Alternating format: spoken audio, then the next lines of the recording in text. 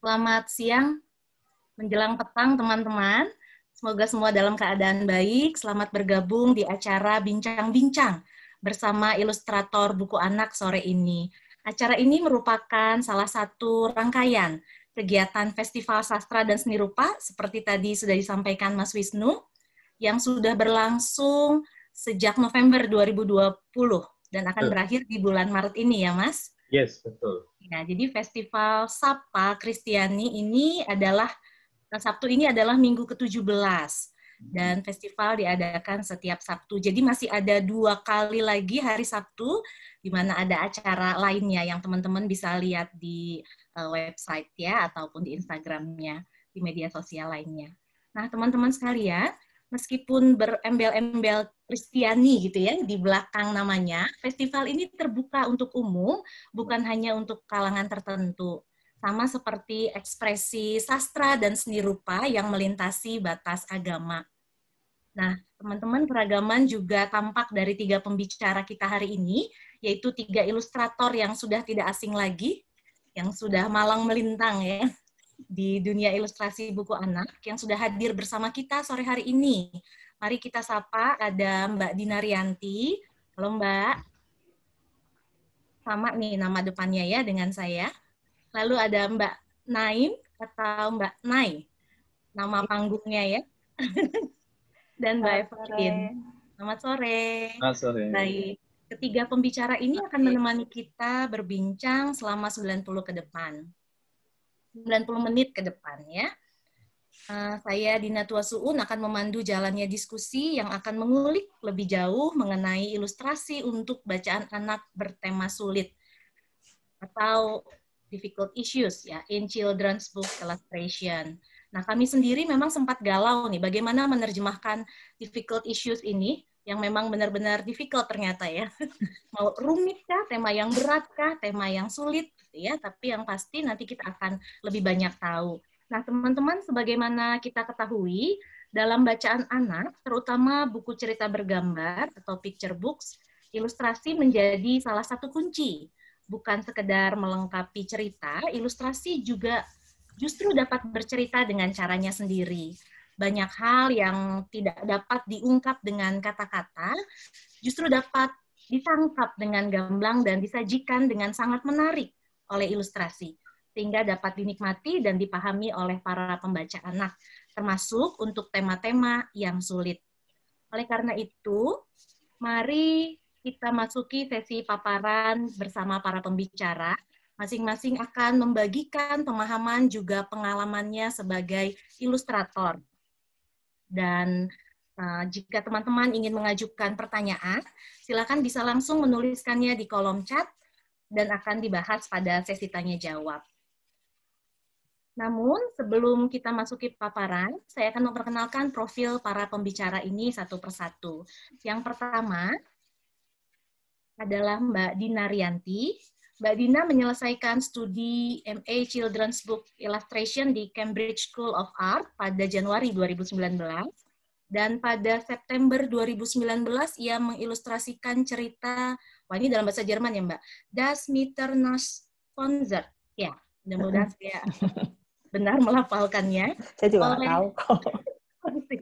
Oleh Lena Haas, yang dimuat di majalah anak-anak Austria, Verlappap.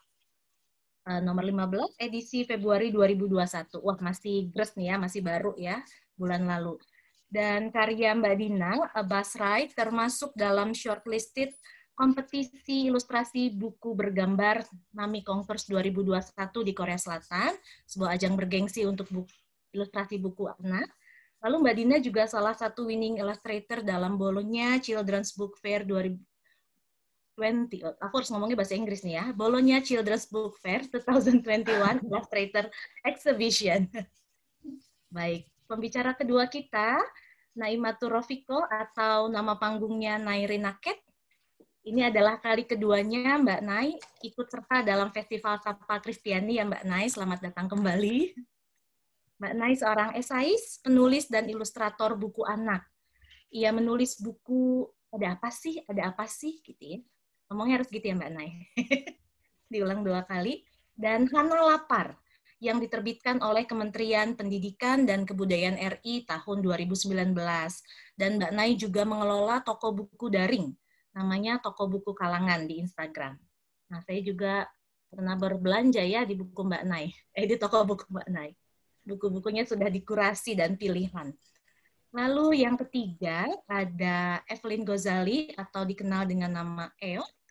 Evelyn memulai karir sebagai ilustrator buku anak sejak 2005. Wah, sudah lama sekali ya, sudah menggeluti cukup lama. Dan Evelyn mendirikan komunitas ilustrator buku anak Indonesia bernama Clear tahun 2009. The Chair, Taman Bermain Dalam Lemari, serta Ahmad dan Domba Kecilnya adalah beberapa hasil karya Eork yang telah meraih penghargaan. Evelyn telah membuat lebih dari 80 cerita anak lokal yang dibuat ilustrasinya oleh Evelyn dan mancanegara di bawah nama Eork. Selain menjadi ilustrator, ia mempelajari keahlian lain seperti mengonsep, mendesain, dan menulis buku anak secara otodidak. Nah, demikian 3 pembicara kita yang profilnya saya bacakan secara singkat saja. Kalau begitu, mari kita mulai paparannya dari Mbak Dina Rianti. Silahkan, Mbak. Oke, terima kasih sudah memberikan kesempatan untuk saya yang sebenarnya pengalamannya sih nggak banyak dalam membuat ilustrasi buku yang sulit, rumit.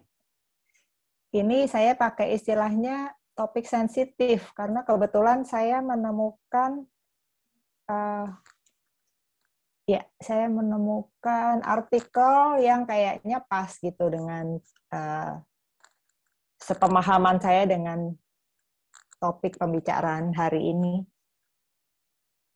Jadi saya share sedikit mengenai artikel tersebut.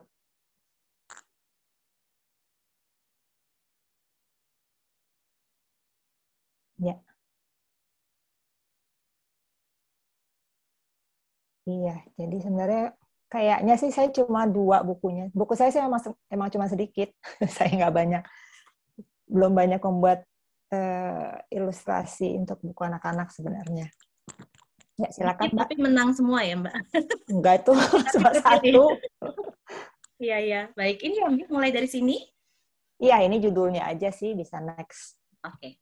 Nah, ini yang saya mau sharing aja, artikel yang saya temukan tentang, kayaknya sesuai dengan tema ini, jadi ini artikel yang di Amerika sih, dari Kentucky. Jadi menurut artikel ini topik sensitif dalam buku cerita bergambar untuk anak itu ada masalah keluarga, payungnya ya, ada masalah keluarga, misalnya perceraian, adopsi, homoseksualitas, ini konteks di sana ya, kalau di sini ya sebenarnya sih ada, tapi seperti nggak tabu gitu.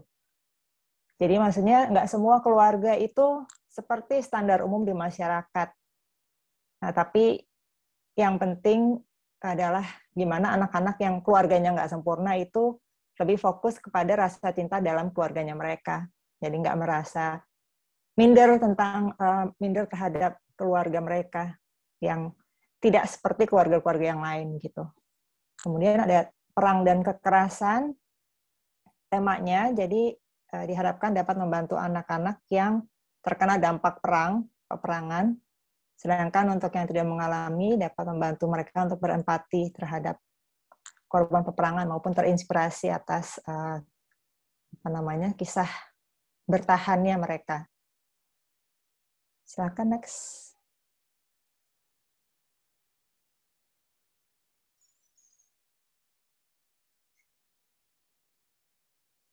Ya, kemudian ada ras dan budaya. Nah, ini kayaknya buku yang pernah saya ilustrasikan ini berhubungan ke sini. Jadi dalam kehidupan sehari-hari sebenarnya kan mereka akan bertemu dengan orang lain yang berbeda ras dan budaya dengan mereka. Nah, buku yang bertema seperti ini diharapkan membantu anak-anak untuk bisa menghargai perbedaannya, terus menghilangkan prasangka atau prejudis ya, terutama terhadap kelompok rasial dan budaya yang minoritas. Kemudian ini yang terakhir, kematian. Ini biasanya tema yang mungkin sebagian orang berpendapat jangan dikenalkan ke anak-anak gitu. Tapi sebenarnya dengan mengenalkan tema ini membantu anak-anak yang benar-benar mengalami kehilangan karena kematian. Seperti kematian orang tua, kakek, teman, bahkan ya binatang peliharaan gitu. Jadi membantu mereka untuk coping dengan kesedihan akibat kematian. Ya, silakan next. Jadi seperti yang sudah saya katakan, sebenarnya baru 2 bukunya. Di antara buku-buku saya yang memang belum banyak. Jadi yang pertama itu Jangan Sedih Bujang di tahun 2015, penerbitnya Litara Foundation dan penulisnya Mbak Sofi Dewayani. Kemudian ini ya dapat penghargaan sih waktu itu di Samsung Kids Time Author Award ya yang di Singapura.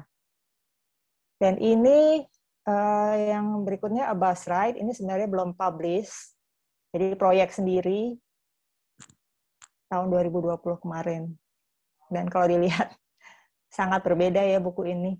Jadi ini adalah yang tahun 2015 ini sebelum saya pergi ke MA tadi yang di Cambridge. Dan ini sesudah saya ke Cambridge, jadi saya mengalami eksplorasi lagi terhadap karakter ilustrasi saya gitu. Silakan next, Mbak Dina.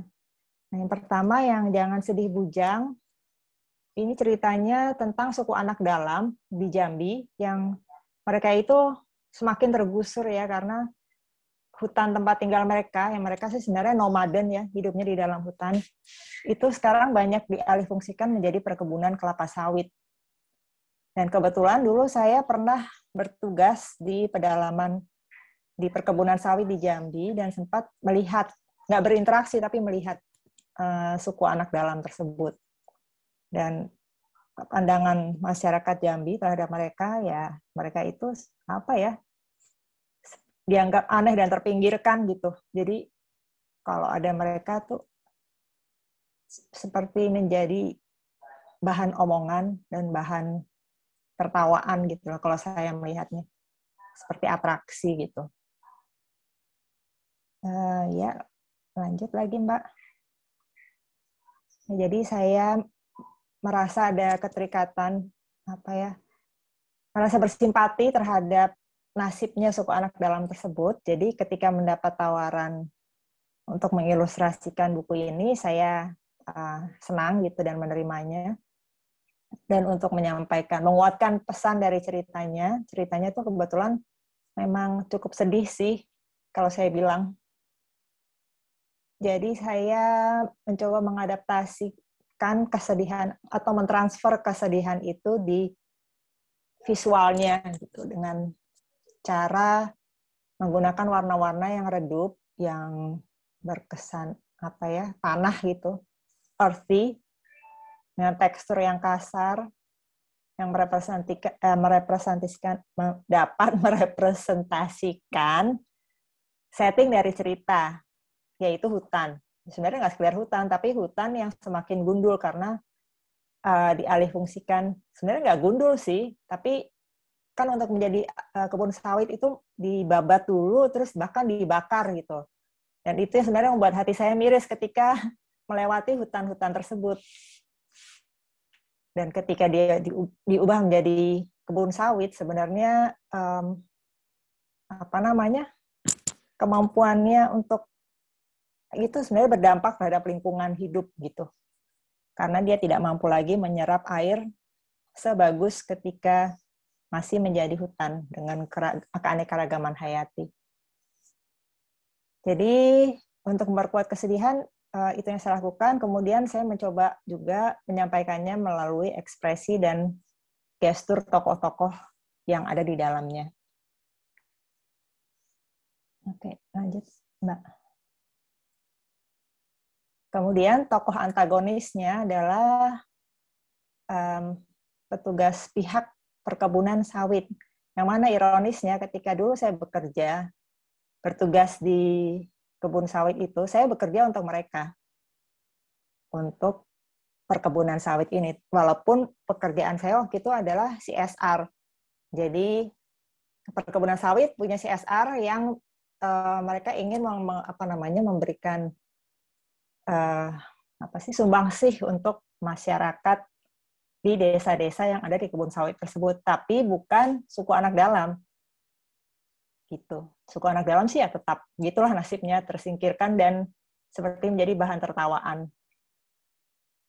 Jadi saya mencoba memperkuat kesan antipati semakin antagonis terhadap mereka dengan ekspresi dan gestur tokoh lagi, kemudian dari sudut pandang ya, angle-angle tertentu yang menonjolkan, yang membuat mereka tampak lebih seram gitu. Tapi juga saya berusaha tetap mempertahankan sisi humor. Iya, lanjut Mbak. Kemudian yang terakhir ini endingnya yang menurut saya, buat saya challenging, karena dalam cerita ini si tokoh utamanya, si anak laki-laki bernama Bujang, dia itu senang berburu labi-labi atau kura-kura hutan. Jadi karena dialihfungsikan jadi kebun sawit, labi-labi ini makin langka untuk dia dapat. Sementara dia sudah bosan sarapannya umbi-umbian terus gitu. Nah, pada akhirnya dia menemukan si labi-labi ini. Tapi buat saya itu ironis gitu ya, karena buat labi-labi ini itu adalah akhir hidupnya gitu. Dan ini tuh cukup fokus dalam cerita. Ketika menemukan labi-labi ini, wah akhirnya ketemu labi-labi, tapi di sisi lain labi-labi itu ditombak gitu loh. Jadi ya saya mencoba menampilkan dengan dramatis, tapi maksudnya ya tidak dalam keadaan dia berdarah-darah, tapi memberi sugesti bahwa labi-labi ini ketemu dan ditombak, meninggal dunia. Namun nanti sebenarnya sih ada si ending lain, maksudnya ada ending yang nampak anaknya bahagia gitu.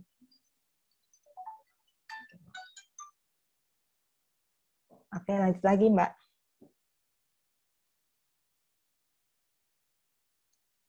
Nah, ini yang buku kedua, A Bus Ride, ini sebenarnya terinspirasinya sudah agak lama waktu saya kuliah di sana. Ketika saya mendapat tugas untuk menggambar observasi dari apa yang ada. Jadi, pada waktu itu saya menggambar di kafe, jadi di sekitar Cambridge saya menemukan seseorang menurut saya sangat menarik, seorang pria yang dia tinggi, besar, botak tapi rambutnya panjang, dan tapi dia pakai tas yang feminin gitu dan high heels. Jadi ya itu memberi kesan pada saya. Dan di sisi lain di kampus saya melihat seorang wanita memakai nikab lengkap gitu, dan menurut saya ini kok dua orang yang sangat bertolak belakang lah kesannya ya, gaya hidupnya dan pandangannya. Namun mereka ada di Cambridge dan orang-orang ya biasa aja gitu.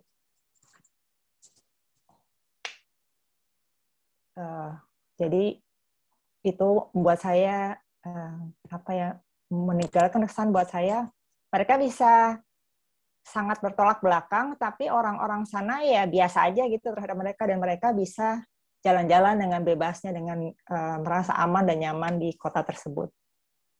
Lanjut, Mbak. Nah, dari situ saya mendapat ide untuk gimana kalau dua tokoh yang bertolak belakang tersebut berinteraksi. Kemudian saya menambahkan satu tokoh anak-anak. Jadi karena saya mau menjadikan kejadian tersebut sebenarnya sudah saya bukukan, tapi bukunya itu untuk orang dewasa. Saya modifikasi menjadi buku anak-anak. Jadi saya tambahkan tokoh anak-anak di situ yang sebenarnya merefleksikan. Jadi saya mencoba memposisikan diri saya sebagai anak tersebut kalau melihat orang yang berbeda dengan saya dan orang-orang yang saya tahu itu seperti apa gitu. Jadi si anak ini sebenarnya juga merepresentasikan mungkin pandangan orang-orang dewasa yang ketika melihat sesuatu yang berbeda dengan mereka. Mungkin ada rasa curiga, rasa takut. Seperti itu.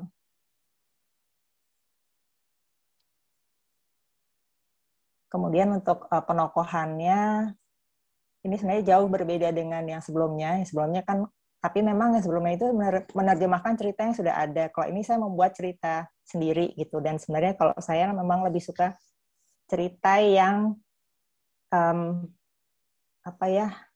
tidak serius gitu, yang humor dan yang bahagia, lebih cheerful. Jadi karakternya saya ganti menjadi buaya dengan warna-warna yang cerah kesukaan saya.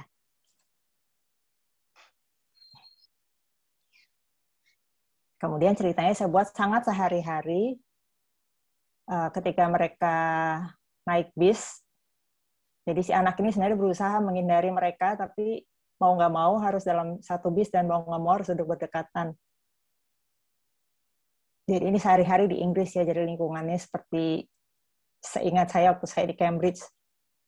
Jadi ceritanya sederhana dengan harapan anak bisa identify dengan cerita ini dan fokus ceritanya menjadi lebih dapat tersampaikan, lebih kuat sehingga ceritanya bisa lebih dapat disampaikan dengan efektif. Ya, itu aja sih. Dan ini mungkin yang terakhir dari artikel yang tadi tentang manfaat mengangkat topik-topik sulit, rumit, sensitif di dalam buku anak. Tadi kan sudah saya bilang ada sementara sebagian orang yang cenderung melindungi dengan menutup-nutupi dari kenyataan tersebut gitu yang mereka anggap buruk.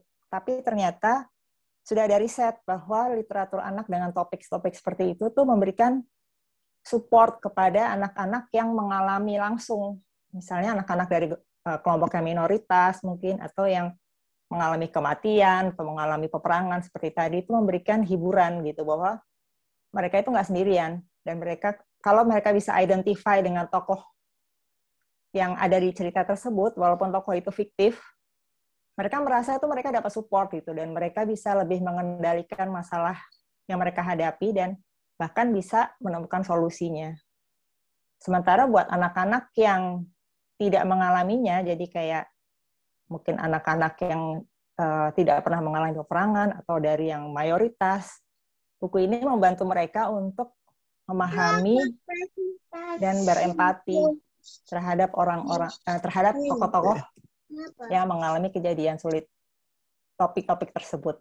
Jadi membuka pemikiran mereka gitu, membuka diskusi dan apa yang mereka lakukan kalau berada dalam situasi tersebut. Terusnya memang bisa membangkitkan empati terhadap orang-orang yang mengalami kesulitan tersebut. Ya, itu saja dari saya, yang pengetahuannya masih sedikit tentang topik ini sebenarnya. Terima kasih, Mbak Dina. Sama-sama, Mbak Dina. Mari kita sama Mbak Dina. Sama Mbak Dina. Apresiasi. Walaupun Mbak Dina bilang baru sedikit, buat saya pribadi itu sudah cukup banyak ya. Mbak Dina membukakan mata kita tentang topik-topik sensitif dalam buku anak. Kalau tadi sudah disebutkan beberapa diantaranya adalah masalah keluarga, yang saya kira anak-anak di Indonesia pun mengalaminya ya. Masalah perang dan kekerasan di beberapa daerah di Indonesia pun demikian. Ras dan budaya, tadi Mbak Dina sudah punya contohnya ya. Bujang dan Basrait, walaupun situasinya atau konteks ceritanya bukan di Indonesia, tapi saya kira itu juga hal yang terjadi di sini. Dan yang terakhir tadi tentang kematian yang bisa menjadi isu sensitif.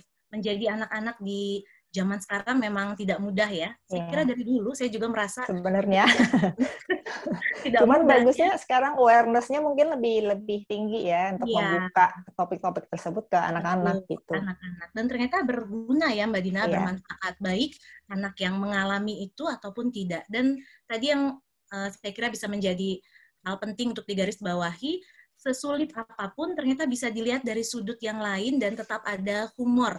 Dan itu pun bisa tersampaikan lewat ilustrasi, gitu ya. Kita akan melanjutkan dulu perjalanan kita ke Mbak Nai. Mbak Nai? Mbak Nai. Halo Mbak, sebentar. Baik. Mbak Nai sudah Halo, siap? Timothy. Halo. Iya. Mbak Nai akan presentasi sendiri, maksud saya share screen-nya. Boleh minta tolong Mbak Dina aja. Baik, bentar ya.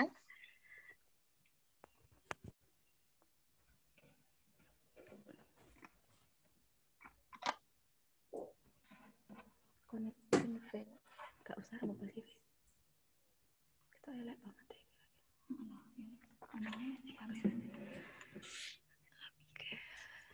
Baik, Mbak Nai akan bicara soal topik berat lainnya, topik yang sulit lainnya, yang tadi juga sudah disinggung sedikit oleh Mbak Dina soal ada prasangka, rasial, ataupun agama gitu ya.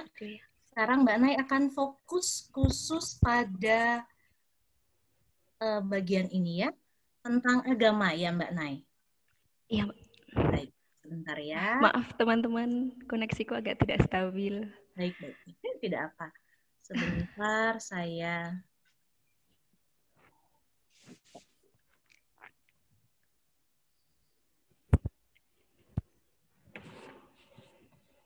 Mbak Nai ini bergabung dari Jawa Timur ya Mbak?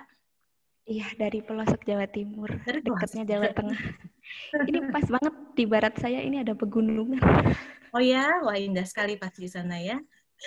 Koneksinya yang nggak indah nih Mbak. Iya, tidak apa. Tapi itulah keindahannya kalau kita berjumpa lewat Zoom tuh ya. Bisa terjadi apapun. Baik, silakan Mbak Nai. Oke, terima kasih. Hari ini yang akan melakukan presentasi adalah Timothée Chalamet.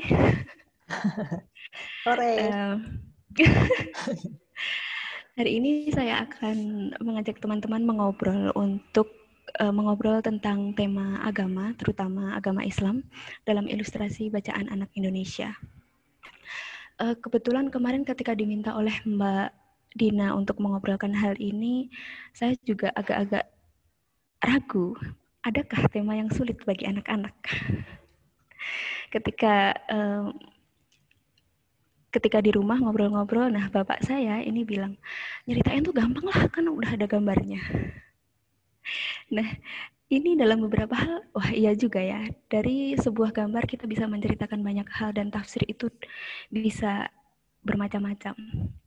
Termasuk mungkin tafsir yang berkebalikan dengan apa yang mungkin menyertai teks itu. Boleh lanjut Mbak Dina. Nah di sini saya mengajak teman-teman untuk mengingat kasus yang baru-baru ini terjadi di Perancis. Seorang guru dipenggal kepalanya karena muridnya mengatakan pada bapaknya kalau guru itu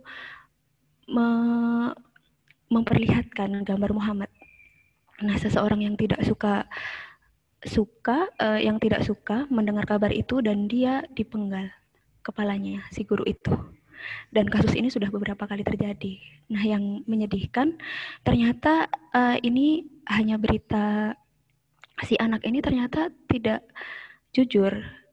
Ternyata gurunya tidak melakukan hal itu, tapi darah sudah tertumpah. Nah, dari mata yang melihat, terus ada orang yang seolah-olah melihat bahwa dia melihat wajah Muhammad itu digambarkan, dia bisa memenggal kepala seseorang yang bahkan tidak dia temui. Dan ilustrasi di buku-buku, terutama yang beredar di toko-toko, kita juga tahu pasti bertemu dengan banyak orang yang bahkan tidak dimaksudkan oleh si penulis dan juga oleh si tukang gambar. Nah, hari ini saya mengajak teman-teman untuk melihat beberapa ilustrasi. Pertama dari buku-buku yang beredar di toko buku. Tentu saja sebelum pulang ke sini, saya ke toko buku yang merajai Indonesia, Gramedia. Dan secara acak saya melihat buku-buku yang bertemakan Islam. Nah, salah satu buku yang saya pilih adalah seri ini. Seri 5 Perkara. Mungkin teman-teman ingat lagunya Opik. Ingat 5 perkara. Nah, terus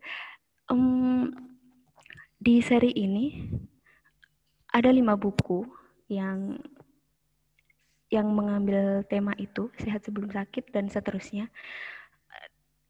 Meskipun seperti yang dilakukan oleh banyak pencerita, tema-tema yang sulit biasanya akan dibawa ke keseharian yang sederhana. Dan diinginkan digambarkan juga dengan menyenangkan agar anak-anak tidak kesulitan untuk memahami apa yang mungkin sulit sebenarnya di tema itu. Boleh lanjut, Mbak? Nah, ini adalah salah satu ilustrasi di buku seri 5 perkara di Hidup Sebelum Mati. Judul ceritanya adalah Amal Baik Raisa. Jadi ada salah satu tetangga Raisa, dia meninggal dan dia bersama teman-temannya melayat ke rumah temannya itu. Nah, di sini kita melihat teman-teman Risa, kok jadi Raisa ya? Teman-teman Risa ini mereka melayat. Kita melihat semua yang datang berkopiah untuk yang perempuan, yang laki-laki maksud saya, kecuali untuk anak-anak ini. Kemudian yang perempuan semuanya berhijab. Nah, dalam kenyataan kita sehari-hari pasti kita juga menemui teman-teman saya pun yang beragama Islam tidak selalu berjilbab. Nah, di sini diperlihatkan seolah-olah dia tidak memiliki tetangga yang beragam begitu. Kita melihat itu dari elemen ilustrasi yang ada, seperti yang paling kentara tentu saja busana. Boleh lanjut, Mbak? Kita juga masih melihat hal yang sama di sini. Peristiwanya si Risa sakit. Jadi temanya adalah sehat sebelum sakit. Dan si Risa ini ceritanya harus hafalan, tapi dia menunda-nunda. Terus dia diajak main temannya, ya udahlah nanti aja aku main dulu. Nah, Risa ini akhirnya jatuh sakitlah. Nah, dia di rumah, di kamar tidur, tapi masih juga memakai jilbab. Di rumah biasanya rumah adalah tempat yang wajar bagi anak-anak Muslim untuk melepas jilbabnya. Nah, tapi di sini kita tidak melihat itu. Boleh lanjut, Mbak? Nah, ini juga masih dari seri yang sama, Sedekah Lucky. Lucky ceritanya ini menang lomba, jadi dia mendapatkan rezeki dari Allah. Mendapatkan sejumlah uang, lalu dia menggunakan uang itu untuk beberapa hal, termasuk membeli mainan dan juga menyumbang ke masjid di daerahnya. Nah, kita melihat peristiwa di sini adalah lomba gambar antar SD. Kita juga melihat Indonesia terlihat dari busana Bapak dan Ibu guru di sana memakai batik. Sepertinya ini Megamendung, bukan Akatsuki ya teman-teman. Nah, lomba gambar antar SD. Di Indonesia SD Islam memang berjumlah sangat banyak. Dan kita mungkin bisa mengandaikan bahwa lomba yang ada di sini mungkin ini terjadi dengan antar SD Islam saja, dan itu wajar. Di Solo pun sering terjadi lomba-lomba seperti itu. Tapi ada kalanya semua SD entah Islam dan SD-SD lain secara umum dipertemukan oleh sebuah lomba yang sama. Tapi di sini sepertinya ilustrasi tidak memberikan kesempatan itu pada pembaca anak. Jadi dia melihat segalanya si perempuan masih juga memakai jilbab. Dan seperti yang terjadi pada ilustrasi-ilustrasi sebelumnya, dalam beberapa hal ada sebuah dunia ideal yang dimungkinkan dalam sebuah komunitas agama yang dibayangkan oleh para orang-orang dewasa yang menggarap buku ini, buku-buku ini. Tapi sekaligus ada sebuah kemungkinan yang tertutup, bahwa sekalipun kita menghayati cara beragama kita seperti tidak mungkin melihat orang-orang yang berbeda di sekitar kita, seperti yang terlihat dari ilustrasi-ilustrasi di sini. Boleh lanjut, Mbak? Nah, ini buku yang membuat saya sebal. Sebenarnya kalau ilustrasinya tanpa teks itu kita bisa melihat bahwa si tokoh-tokoh anak itu hanya melihat kepada dua orang di sebelah kanan yang memakai baju Buddhis dan ini ya, pendeta ya. Nah, dia hanya melihat. Tetapi kita juga melihat bahwa ekspresi mereka itu seperti mengejek. Nah, kalau kita membaca teksnya, nah kita harus dalam beberapa hal saat ini kita bolehlah beralih ke teks. Jika meniru perbuatan suatu kaum, maka kita termasuk bagian dari mereka. Seperti jika kita pakai pakaian pendeta, biksu, tukang sihir, ya kalau Harry Potter masa itu kan anak-anak banget ya. Atau memakai salib. Nah, buku-buku seperti ini ada dan banyak dan mudah didapatkan di toko buku Gramedia. Kita mungkin kalau ilustrasinya dalam beberapa hal bisa jadi tidak bermasalah, tetapi begitu kita melihat teksnya, cerita ini jadi sangat bermasalah.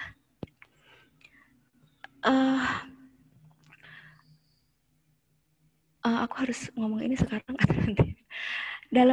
Mungkin nanti aja di akhir. Nah, kenapa di awal-awal ini saya memamerkan buku-buku yang secara ilustratif standarnya ya kita tahu barangkali mungkin sangat jauh dari Bolonya, atau secara standar seni ini sangat bisa dikatakan jauh dari membawa imajinasi anak ke hal-hal yang menyenangkan apalagi menghibur. Tetapi buku-buku inilah yang memang mudah dijumpai di toko-toko buku. Kalau kita ketemu di Gramedia, kita sudah tahu di Gramedia mana saja kira-kira buku ini berada. Dan lebih banyak orang yang lebih tahu Gramedia daripada toko-toko buku kecil lain, apalagi toko buku kalangan yang saya kelola. Nah,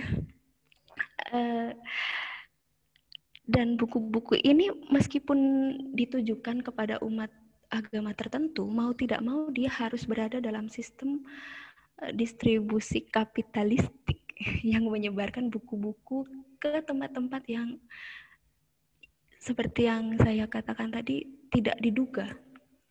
Nah, buku ini juga tidak terduga sampai kepada saya, dan bahkan saya yang beragama sama dengan yang membuat buku ini barangkali merasa terganggu dengan ilustrasi, juga dengan apalagi dengan teksnya. Nah, boleh lanjut, Mbak? Nah, ini adalah 3 buku Mizan, Pelangi Mizan, ditulis oleh Ziggy Zabriskie. Z-nya banyak banget. Nah, saya tertarik membeli buku ini dulu karena saya pembaca Ziggy di Tanah Lada dulu waktu menang di Sayembara Novel DKJ, dan saya pengen tahu bagaimana dia menulis buku anak. Nah, di sini kita akan bertemu ilustrasi yang lebih menyenangkan. Boleh lanjut, Mbak? Nah, di sini peristiwanya di rumah. Nah, di rumah anak boleh tidak memakai jilbab. Itu wajar, dan saya pun merasa menjadi bagian dari ilustrasi ini karena di rumah saya juga tidak berjilbab. Nah, di sini kita juga melihat elemen-elemen ilustrasi yang lebih menyenangkan, yang lebih di mata anak barangkali lebih ini ya, atraktif. Lalu boleh lanjut, Mbak? Nah, ini adalah kisah Putri Kawiya dan kekuatan super. Di sini Ziggy membawa ide bagaimana memperkenalkan sifat Asmaul Husna. Al-Kawiya itu maha kuat. Nah, Al-Qawiyun, ding. Maha kuat, dan dia ingin memperkenalkan itu lewat cerita. Nah, si Putri Kawiya ini dia sangat kuat, sampai saking kuatnya dia merusak barang-barang dan bikin rumah berantakan. Nah, di sini juga kita melihat ilustrasi yang digambar sudah lebih beragam, meskipun beragam gaya, meskipun dalam seri yang sama. Nah, kita juga melihat elemen-elemen yang lebih dekat dengan kita. Nah, meskipun sekali lagi di rumah mereka masih mengenakan busana yang hampir menutup seluruh tubuh. Nah, lanjut Mbak.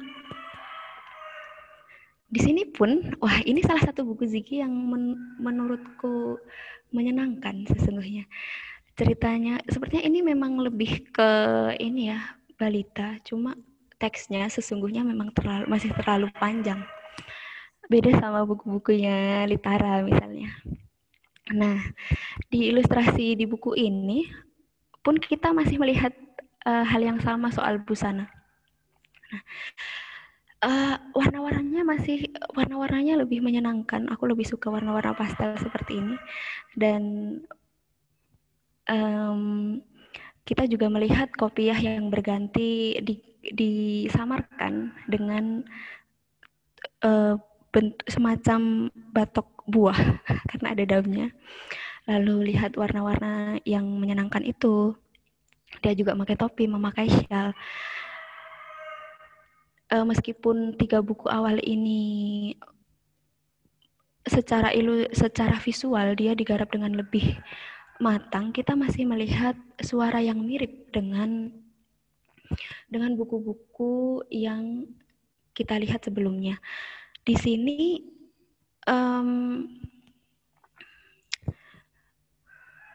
tetap saja hal yang paling mudah dilihat dari agama di sini, agama Islam terutama tentu saja maksudnya, adalah busana.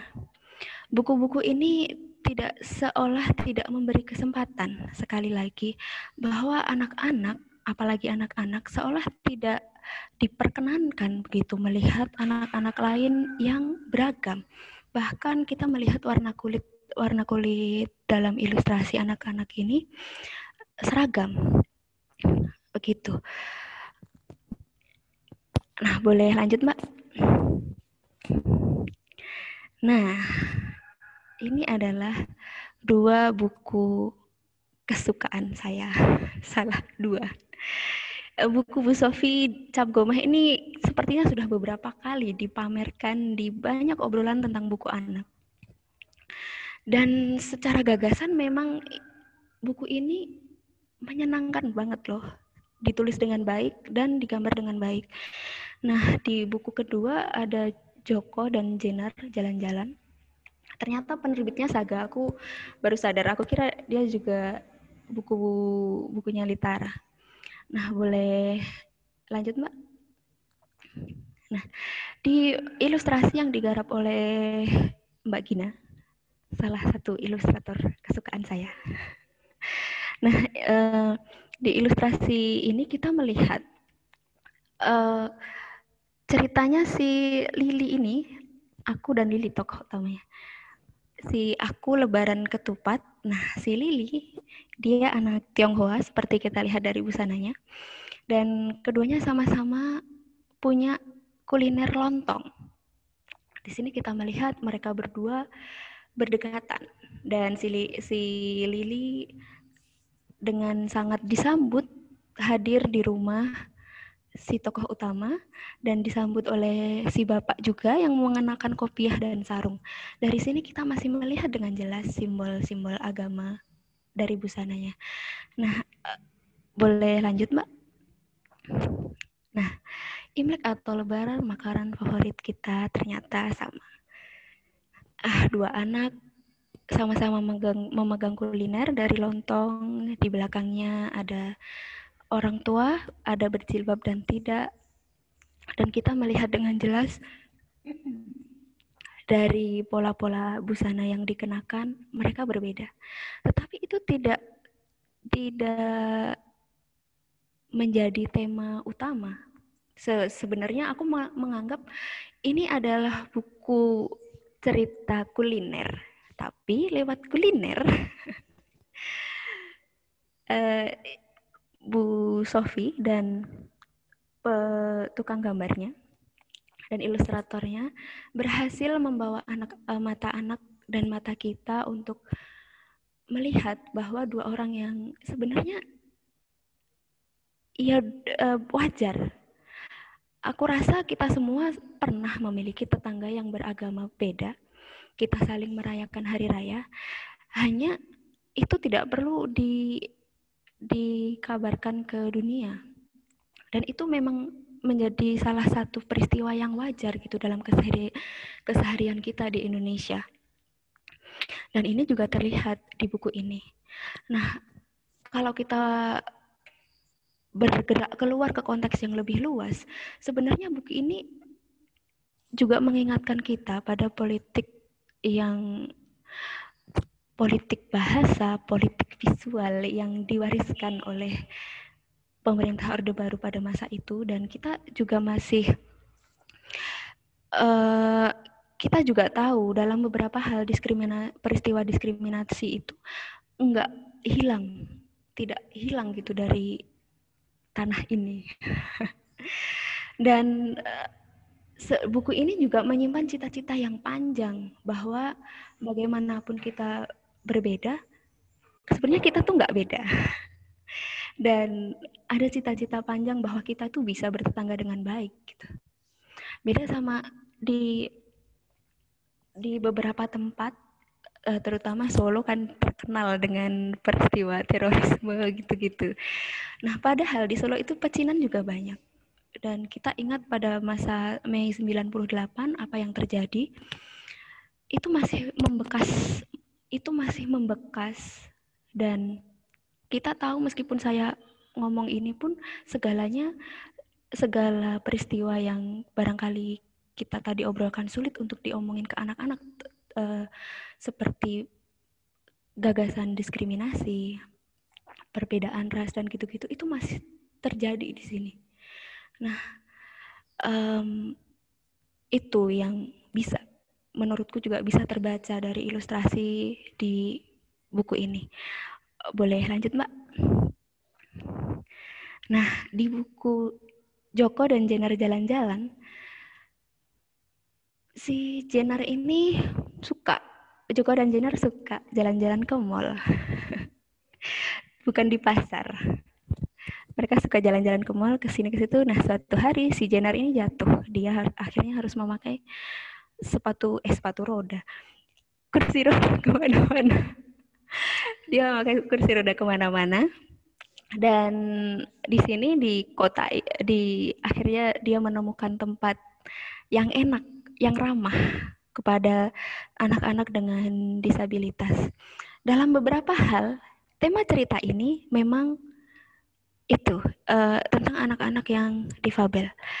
Tapi, Mbak boleh lanjut?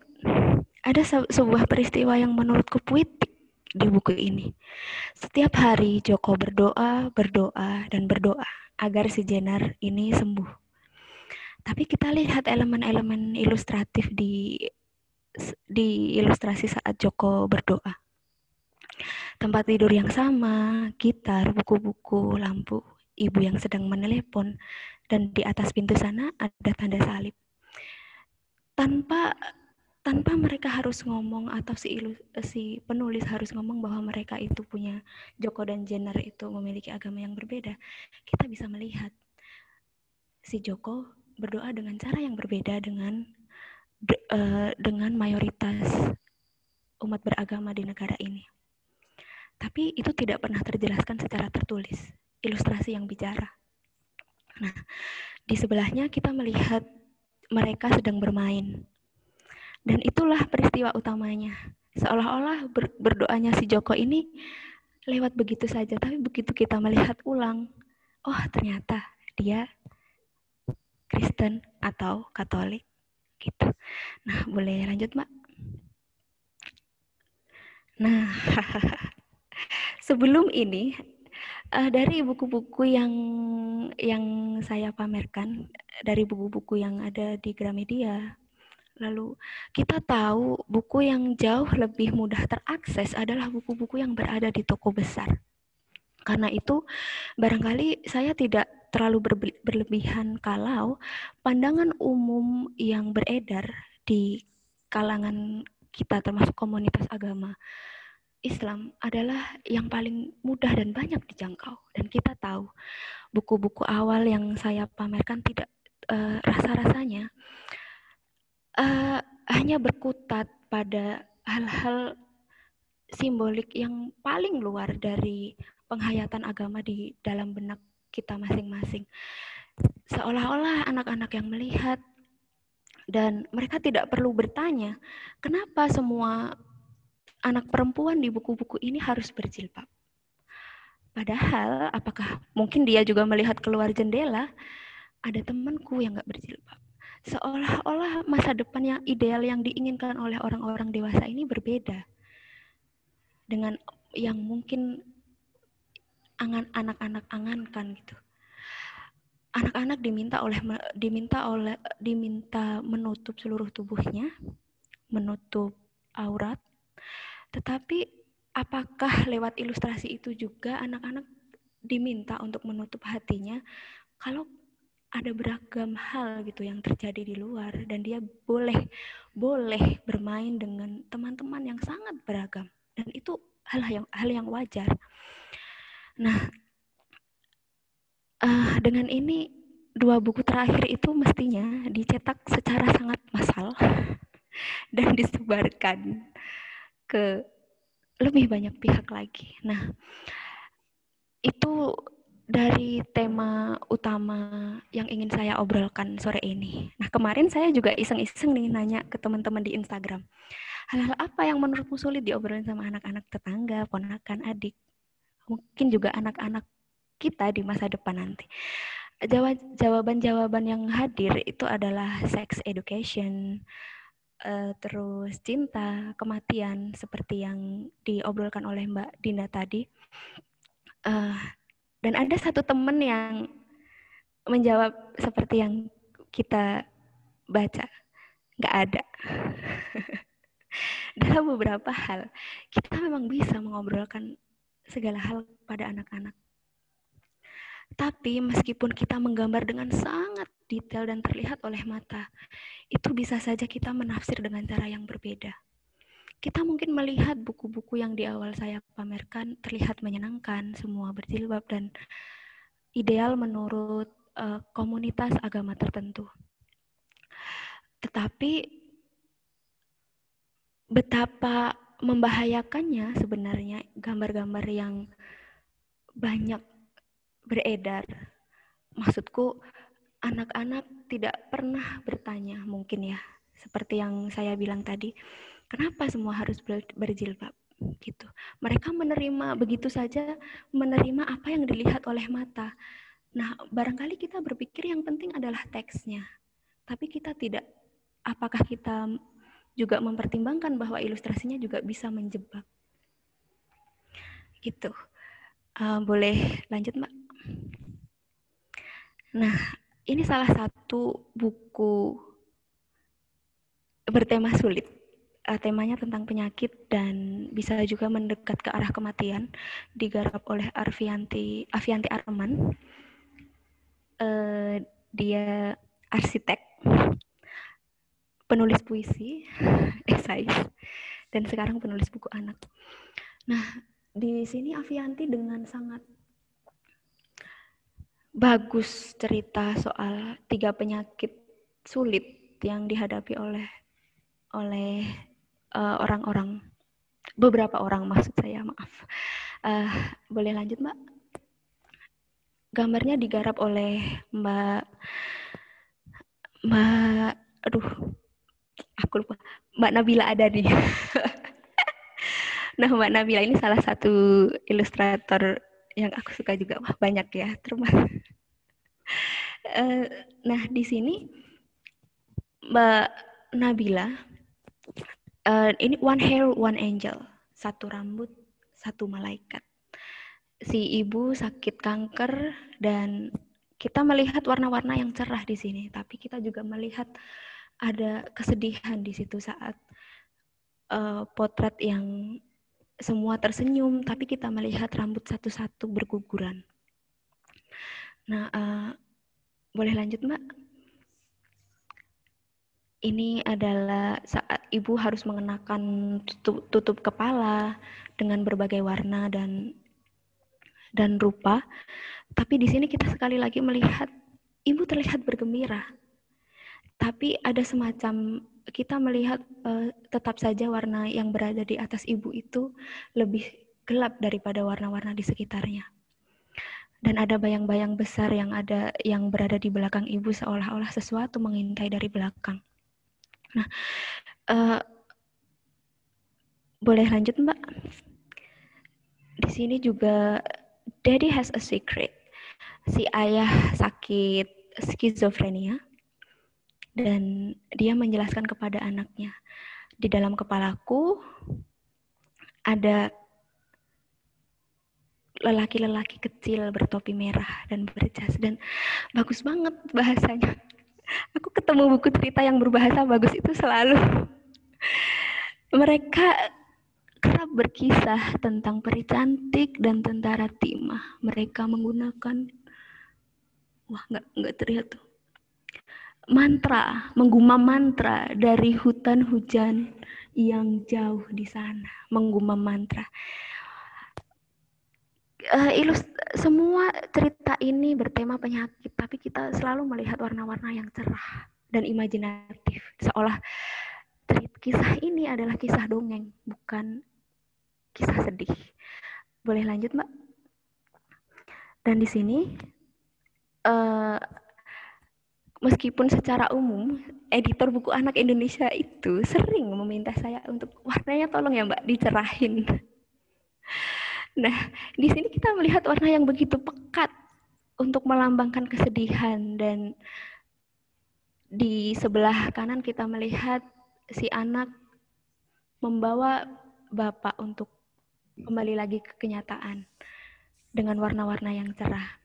Di sini Nabila Adani, karena ceritanya lebih ke gagasan yang secara emosional, dia pun menggunakan warna-warna untuk menarik simpati kita. Nah,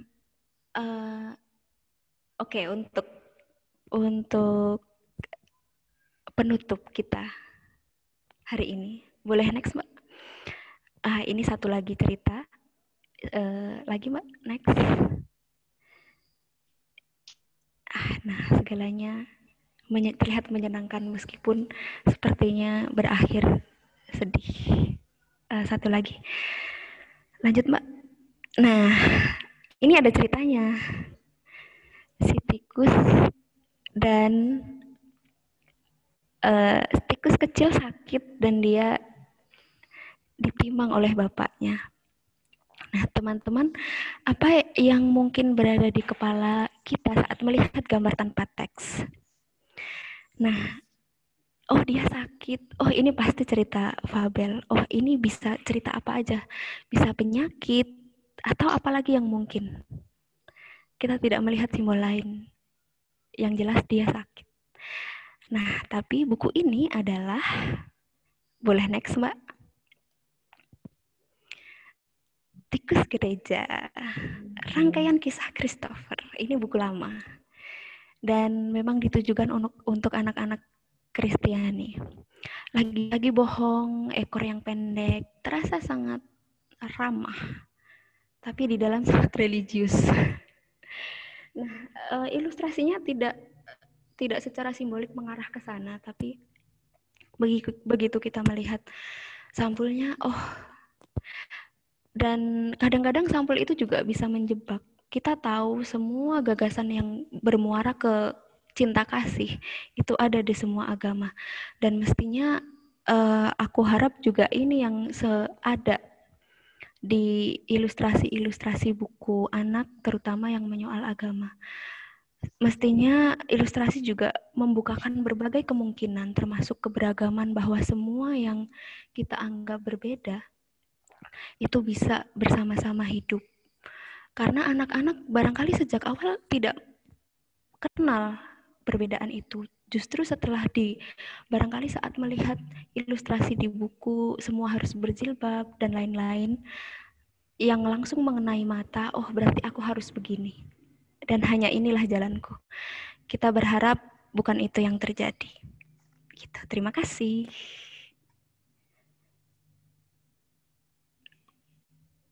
Baik, terima kasih Mbak Nay untuk paparannya ya. Terasa mempertajam sekali apa yang tadi sudah disampaikan sebelumnya, bahwa ilustrasi bisa bicara, bahkan ketika kata-kata tidak cukup ya, atau bahkan sebaliknya, justru kata-kata yang memberi batasan, sehingga apa yang tadi, contoh-contoh yang sudah Mbak Nay tampilkan, jadi memperkaya kita juga ya, kita seperti bertualang di antara buku-buku ilustrasi, buku-buku bacaan anak yang bergambar dan memperhatikan ilustrasinya. Tadi Mbak Nay juga dengan jeli memperlihatkan kepada kita bahwa ilustrasi atau gambar bisa menimbulkan salah paham, simbol agama bisa salah pahami, tetapi juga sekaligus itu bisa mengetengahkan, bisa menampilkan, memotret keragaman yang ada di sekitar kita. Nah, kita akan sampai pada pembicara pamungkas, yaitu Evelyn, yang akan menutup paparan dari para pembicara, ilustrator kita. Tapi sebelumnya saya mau ingatkan, kalau teman-teman sudah punya pertanyaan, jangan disimpan-simpan, boleh silahkan ditulis di kolom chat, atau kalau memang mau bertanya secara langsung, juga nanti bisa ada kesempatan teman-teman bisa bertanya secara langsung. Silahkan dicatat atau dituliskan di kolom chat ya. Baik, saya berikan kesempatan selanjutnya kepada Evelyn. Silahkan, Ev. Terima kasih, Mbak Dina. Aduh, setelah paparan dua teman-teman tadi, Mbak Dina dengan Nay, kayaknya mungkin ya, ini silakan ya dinilai saja, karena saya akan membahas buku bertema sulit, buku anak yang bertema sulit ini mungkin secara umum ya, nggak spesifik judul per judul. Iya, silakan. Melengkapi nih. Iya, melengkapi. Mungkin ya. Udah kelihatan? Ya, kelihatan. Ya, saya nggak akan full screen-in karena ya berhubung ini baru dibuat. Jadi fresh from the oven ya? Iya, fresh from the oven. Jadi saya harap kebaca aja ya. Makasih ya. Oke, ya. Terima kasih teman-teman sudah masih nempel ya sampai jam segini. Ini memang sih ide buku anak atau picture book ini yang bertema sulit. Ini memang memberikan banyak pertanyaan juga ya, karena banyak sekali sebenarnya yang bisa dibicarakan ya, seperti tadi Nay juga pernah mengeluarkan seperti ini ya, kayak pertanyaan di Instagram Story ya, jawabannya nggak ada gitu. Iya. Ya memang agak-agak ini ya, agak bisa dianggap kayak tabu juga gitu ya, kalau membicarakan sesuatu yang sulit untuk anak. Kalau saya anggapnya sih kayak buku anak yang bertema sulit ini atau bertema berat ya. Kemarin kita tuh sampai nyari-nyari thesaurus, apa nih difficult issue tuh terjemahannya gitu kan. Itu pengertian saya sendiri nih ya, tapi aku juga belum browsing terlalu banyak. Itu adalah buku anak yang berisi konsep yang agak sulit dijelaskan untuk anak. Butuh penjelasan yang lebih panjang dari orang-orang dewasa ini untuk menjelaskannya ke anak. Dan kalau penjelasan itu kurang tepat, ya anak mungkin nggak akan mengerti gitu. Dan itu harus dirasakan sendiri anak sejalannya waktu, kalau misalnya nggak ngerti. Nah, konsep-konsep ini kadang-kadang yang ya itu disembunyikan dari dewasa, karena orang dewasa itu merasa anak-anak kayak seharusnya mereka cuma mengalami, diberi hal-hal yang menyenangkan, berpelangi, riang, ceria saja gitu ya. Yang nggak perlulah tahu masalah yang ada di dunia ini gitu. Terus tapi gini, sebagian dari pernyataan ini benar juga gitu, karena untuk menyampaikan suatu tema yang konsepnya tuh berat atau sulit, kita nih sebagai pembuat buku juga harus bisa mencari cara yang pintar, cara yang menyenangkan, cara yang menarik untuk anak bisa fokus mengikuti cerita, tidak terbebankan gitu ya. Ada kadang-kadang kan ada yang ceritanya begitu dalam banget sampai anak-anak tuh yang kayak susah untuk melanjutkan lagi, yang dia akhirnya nggak memilih untuk tidak mau melanjutkan gitu. Nah, ini aku mau kasih lihat contoh yang pernah digarap sendiri, yaitu maaf ini aku punya filenya yang bahasa Inggris kebanyakannya, jadi cepet-cepet tadi ya udah ya pakai yang bahasa Inggris aja, tapi aslinya ini bukunya bahasa Indonesia. Ini ceritanya, kalau bahasa Indonesia versinya namanya Luk-Luk, penulisnya adalah Anik Wijaya, dan ilustratornya saya sendiri. Di sini menceritakan mengenai, penulisnya itu ingin menceritakan kehidupan manusia gerobak. Kalau misalnya di daerah mana ya, mungkin Thailand, itu kan ada manusia perahu, mungkin di Kalimantan juga ada manusia perahu. Kalau ini manusia gerobak yang ada di kota-kota, gitu. Jadi yang suka berseliweran, tidak mempunyai rumah, gitu. Dan sini sih untungnya saya mempunyai kesempatan untuk mengolah buku ini secara intensif ya, secara menyeluruh, baik dari penulisannya itu bekerja sama dengan penulisnya juga, terus mengatur konsep dari ilustrasi dan urutan alurnya gitu, tanpa merubah plot, sampai ke desain gitu. Jadi semuanya itu bisa saya garap secara optimal. Nah di sini saya menceritakan kayak, karena kan kehidupan mereka itu nyata ya. Akhirnya saya memasukkan di sini, di mana yang ada kehidupan nyata ini saya representasikan dengan hitam putih. Inti cerita dari buku ini adalah si Uma, ini anak cewek yang di sini, dia lagi mau menenangkan adiknya yang lagi rewel. Walaupun dia nggak tahu itu kenapa rewelnya, cuman dia lagi berusaha untuk menenangkan dengan caranya dia sendiri. Dan ternyata Uma ini pintar bercerita atau pintar berkhayal. Nah, di sini aku memasukkan, begitu dia masuk dunia khayalannya, semua jadi berwarna. Jadi itulah untuk membedakan antara dunia yang nyatanya dengan dunia khayalannya si Uma. Dan ini perjalanannya tuh, jadi dia tetap mencari kenapa si adik tetap rewel gitu ya. Dan di sini semua keinginan-keinginan dari si Uma, kayak misalnya kebutuhan dasar seperti makanan, karena di sekitarnya itu ada penjual makanan dan itu yang masuk ke khayalannya dia gitu. Itu muncul di khayalannya juga. Kayak di sini ada kolang-kaling, ada kue lumpur, ada kue pukis. Sampai kemudian dia kembali melihat ibunya lagi, balik lagi jadi hitam putih. Jadi ya itulah gimana cara pengaturan desainnya, konsep buku ini secara keseluruhan agar anak-anak juga bisa melihat perubahannya ini. Kenapa ini bisa berwarna, kenapa ini bisa hitam putih. Dan itu ceritanya itu nggak terlalu berat yang kayak, oh kasihannya mereka manusia gerobak gitu. Tapi melalui cerita si Umah ini, yang setelah itu mungkin ya anak-anak jadi ingin tahu, emang ada ya manusia gerobak, mereka di mana aja tinggalnya kayak gitu. Jadi kayak mengundang anak-anak untuk cari tahu lebih banyak. Kemudian seri yang aku garap berikutnya, nah ini penerbit dari Singapura, Helang Books. Jadi dia mengeluarkan seri mengenai penyakit penyakit yang dialami anak-anak. Seperti di sini ada otis ya di sini. Di buku ini ceritanya sendiri sih saya merasa agak kurang menyenangkan gitu ya. Jadi kayak dia menceritakan satu persatu hari-hariannya, dan itu akhirnya saya proses dari naskahnya itu, sehingga saya mencari apa sih kesukaannya si Nadia ini. Nadia, walaupun dia otis kan, mamanya tuh jadi selama pembuatan sketsa, saya melakukan wawancara intensif dengan ibunya.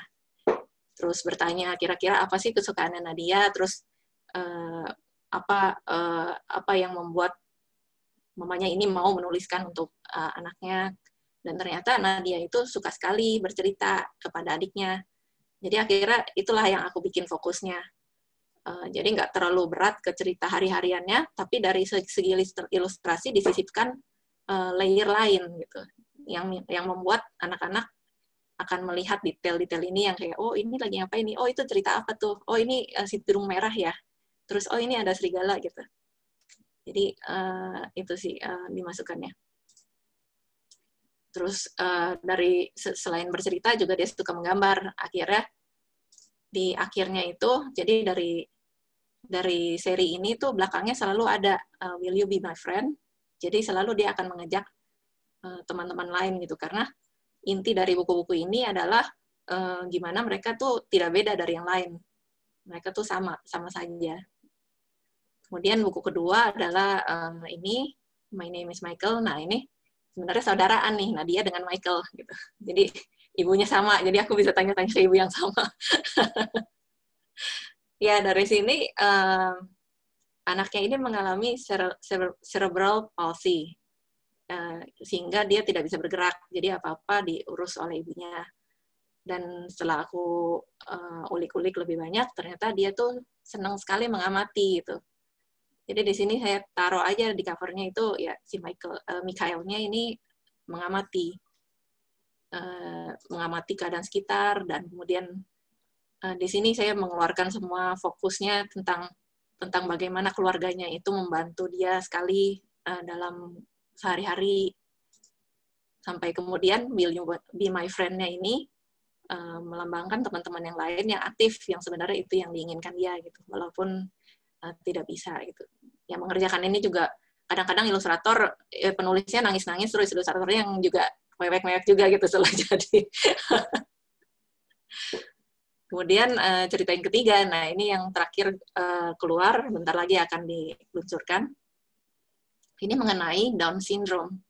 Jadi dari hal yang menarik yang aku dapat setelah cari-cari ini ya, kalau penyakit Down syndrome itu apa sih yang elemen yang aku bisa fokuskan gitu sebagai satu elemen yang menjadi kelebihan dari si anak ini gitu. Nah ternyata setelah ngobrol-ngobrol dan dikasih foto oleh orang tuanya, dan juga penerbit juga sangat membantu sekali, itu si anak itu suka sekali menari. Dia suka ngikut-ngikutin video klip gitu, kayak misalnya sekarang kan banyak sekali ya K-pop, dan dia selalu mengingat tuh gerakannya kayak gimana gitu, secara lengkap katanya bisa hafal gitu. Dan kemudian dari Down syndrome-nya sendiri itu ciri khas mereka itu adalah matanya kan. Matanya itu seperti almond, di sini kan seperti di teksnya dibilang itu. Jadi di sini saya memusatkan di matanya itu bagaimana dia berbeda dari yang lain, tapi itu bukannya kelemahan dia, itulah kelebihannya dia gitu. Sampai di sini akhirnya karena ceritanya juga sama gitu ya, menceritakan kejadian sehari-hari, saya fokuskan ke menarinya itu hingga di akhir gitu. Jadi itu adalah kelebihannya dia. Dan kemudian ya dengan cara yang sama itu dia juga mengajak Will You Be My Friend dengan cara menari gitu. Jadi mengajak teman-temannya menari bareng. Nah itu proyek yang aku garap sendiri. Nah mungkin aku bisa mengenalkan beberapa buku yang ada di Indonesia saat ini. Ini hanya beberapa buku ya, pastinya nggak semua. Dan tentu tadi Nai juga membeberkan beberapa buku yang aku juga sebenarnya nggak tahu. Bagus banget tuh. Nah, ini yang saya tahu pertama-tama ada buku seperti ini adalah Bagai Bumi Berhenti Berputar oleh Clara Ang dan MT. Jadi di sini diceritakan bagaimana anak itu kalau misalnya bertemu hal-hal yang sulit ini, makanya tema sulit itu, bagaimana dia harus bereaksi gitu. Bukan harus bereaksi, tapi dari cerita ini dikasih tahu gitu, bagaimana si tokohnya bereaksi. Begitu tahu nih adiknya, ada yang adiknya itu sakit kanker, kemudian dia diilustrasikannya tuh nggak cuman dikasih lihat ya udah sakit kanker ya udah diranjang aja gitu, tapi dikasih tahu bagaimana kalau berjuangnya ini dia jadi kayak memasukkan aspek-aspek khayalannya juga gitu. Buku ini sempat dibahas di pertemuan kalau nggak salah di forum penulis bacaan anak, dan ini agak banyak ini ya, agak dapat banyak feedback dari ibu-ibu yang bilang harusnya buku ini nggak ada gitu, ini harusnya ini nggak boleh dikasih tahu ke anak-anak karena ini bahaya nih gitu kan. Aku sendiri sampai kaget kenapa bereaksinya seperti itu gitu, karena ini bahasanya itu nggak terlalu berat sih, ringan, dan itu memang ngasih tahu situasi-situasi yang mungkin nggak semua anak akan mengalami gitu. Oke, terus ada Serinti. Nah, ini dari Mbak Sofi Dewayani. Seperti Mbak Sofi ini terkenal hari ini ya. Jadi, nah itu cerita mengenai Cap Kome. Terus Mbak Dina itu Jangan Sedih Bujang. Dan memang sih dia menulisnya bagus sekali. Di sini juga Serinti ini juga menceritakan mengenai aftermath ya. Jadi kejadian setelah gempa bumi Jogja. Dan di sini nggak diceritakan yang kayak, oh kasihan ya mereka setelah gempa Jogja terus yang ditinggalkan orang-orang, tapi dari cerita dua anak ini yang berebut boneka yang namanya di akhir itu kemudian dinamakan Serinti. Jadi kita mengambil, yang aku lihat sih, jadi cerita-cerita yang sulit ini diambil dari sudut pandang yang menarik, sehingga anak akan mau mengikuti. Nah, kemudian ada Aku Suka Caramu. Oh ya, ini tadi ilustratornya Cecilia Hidayat. Kemudian Aku Suka Caramu ini oleh Audelia Agustin dan ilustratornya Wastana Haikal. Di sini juga temanya kan sebenarnya disabilitas, tapi dia tidak membuat pembacanya yang kayak kasihan kalau oh dia nggak bisa melihat gitu. Tapi dia di buku ini benar-benar dikeluarkan bagaimana kelebihan yang dia bisa keluarkan. Jadi kayak justru si anak yang di sebelahnya itu, yang baik-baik saja, dia kan khawatir, ini kan tokohnya namanya Rano, khawatir si Rano ini nggak akan nyampe di tempat tujuannya, karena dia itu tidak bisa melihat. Tapi ternyata si Rano itu menggunakan semua ininya ya, indranya, untuk sampai ke tempatnya, dan itu akhirnya dikagumi oleh si temannya ini. Kemudian,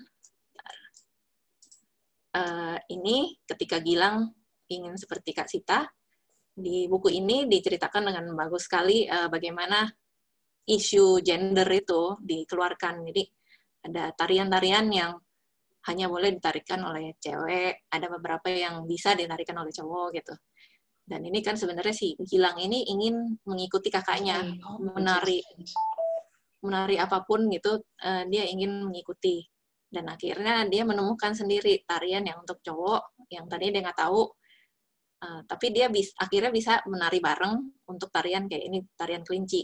Jadi ada berdua gitu, dua-duanya kakak adik menari di tarian yang sama. Nah, itu sepertinya banyak ya, sabar ya teman-teman. Nah, ini satu lagi, si Rama-Rama. Si Rama-Rama ini isinya mengenai si anak yang menunggu ayahnya.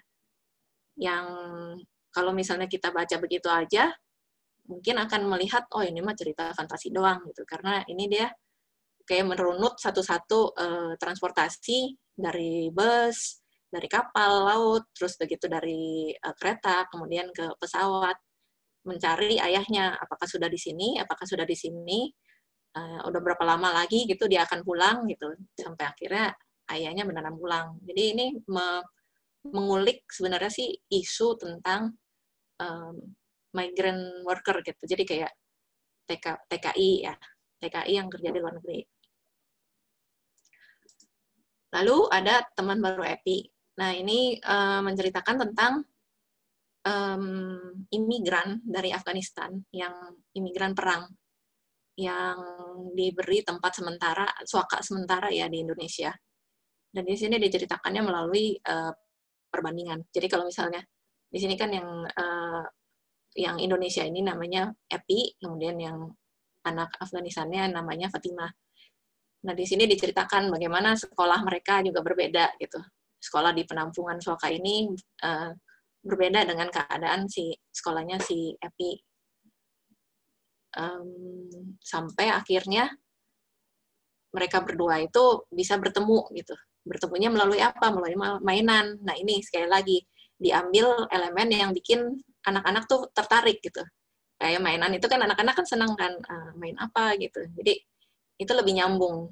Walaupun nggak sampai nangis-nangis ya. Oh aku melihat apa sih kejadian perang atau apa. Tapi di situ tuh nggak diceritakan yang sedih-sedihnya, tapi diceritakan yang bagaimana apa sih cara-cara agar si Epi ini bisa bonding dengan Fatima, dan kemudian nanti Fatimanya kan kemungkinan bisa bercerita juga. Kemudian nih ada yang favorit yaitu Itam dan U, ini karya Mbak Yovita Siswati dengan Evi Sylvia.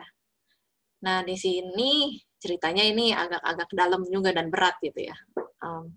Dia bercerita mengenai sama sih seperti tadi yang kayak post tragedinya gitu setelah tsunami di Aceh. Di sini juga konsepnya menceritakan bagaimana sewaktu ombak datang ini semuanya luluh lantah, dan ini digambarkan dengan hitam putih. Itu menggambarkan apa sih bagaimana asanya yang putus gitu. Dia sudah tidak bisa bertemu keluarganya lagi. Sudah ada tidak harapan, nyari temennya juga udah nggak ada. Sampai kemudian ini didekati oleh bapak-bapak yang membantu juga, itu kayaknya si teman keluarga yang akhirnya membawa warna itu kembali dalam kehidupannya. Dari segi ilustrasi ini sangat bagus sekali, karena itu jadi kayak kelihatan ya, begitu ada harapan, muncul yang warnanya ini. Kemudian, nah ini udah dibahas ya tadi ya, mengenai sangat dalam sekali gitu. Jadi aku skip aja ya. Nah, kita lanjut ya. Tadi kan referensi Indonesia, kemudian referensi luar, ini pasti banyak yang tahu juga sih. Cuman aku mau mention aja beberapa. Kayak ini yang disebut oleh Nabila kemarin juga di acara Ilustrator Berbagi, Grandad Island. Ini ceritanya bagus sekali. Dia kayak seperti alegori gitu, bagaimana menghadapi kematian. Sangat-sangat bagus sekali. Diceritakannya dengan asik gitu, jadi kayak si kakeknya ini mengajak si cucunya ini, yuk main ke pulau aku gitu, terus dari situ dibilang kakeknya aku mau di sini aja gitu. Lalu ada ini juga Lost and Found. Mungkin orang-orang ada beberapa orang yang nggak menganggap kalau ini buku yang bertema sulit gitu ya, tapi kalau kita lihat buku-bukunya Oliver Jeffers, sebenarnya sih ada beberapa tuh yang dia temanya dalam banget. Seperti ini Lost and Found, itu kan temanya itu yang kayak tiba-tiba ada penguin yang datang ke rumahnya dan dia nggak tahu itu siapa gitu. Terus tapi begitu beberapa lama dia akhirnya jadi kayak nempel gitu. Jadi begitu udah penguinnya diantar, tiba-tiba yang kayak aduh kayaknya nggak enak nih gitu. Akhirnya mereka bertemu lagi gitu. Itu kan jadi kayak mengulik sesuatu konsep persahabatan tapi yang lebih mendalam gitu, nggak cuman persahabatan tok. Kemudian ada juga ini Geronimo. Nah, Geronimo ini membahas kekurangan ya. Jadi kayak dia tuh sebenarnya kan penguin, tapi dia mempunyai impian untuk bisa terbang. Dan ini kayak merepresentasikan semua anak-anak yang mengalami kesulitan, yang mungkin disabilitas atau kekurangan itu untuk jadi punya harapan setelah membaca buku ini. Karena di sini tuh bagaimana bapaknya itu yang kayak tadinya nggak percaya sama anaknya, nggak, kamu nggak bisa terbang gitu ya. Terus tapi akhirnya si bapaknya itu yang mengusahakan di komunitas penguinnya itu, ayo ini kita harus bantu agar keinginan anakku itu bisa terjadi gitu. Oke, jadi balik-balik begitu. Karena dia jadi kelihatan terbang gitu menurut orang lain. Terus ada lagi ini Mix. Nah ini aku baru tahu akhir-akhir ini. Ini bagus sekali karena dia jadi kayak menceritakan ada satu komunitas namanya merah, ada satu komunitas namanya biru, ada satu komunitas warna kuning, dan semua ini warna primer. Nah, ini kan isunya relevan sekali dengan sekarang gitu. Bagaimana kita tuh kadang-kadang suka mengkotak-kotakan masing-masing gitu ya. Jadi kayak ya begitulah. Itu juga tadi diulas oleh Nai lumayan. Satu referensi untuk buku disabilitas yang sangat aku suka sekali adalah ini, buku dari Filipina. Judulnya Sampu Pataas, Sampu Pababa. Artinya itu 10 ke atas, 10 ke bawah gitu. Jadi kayak ini menceritakan tentang disabilitas, tapi nggak diceritakan secara kasihan ya, dia tidak bisa melihat, sama seperti Rano tadi. Tapi dia malah menonjolkan kemampuan si anak ini yang bisa banget matematik.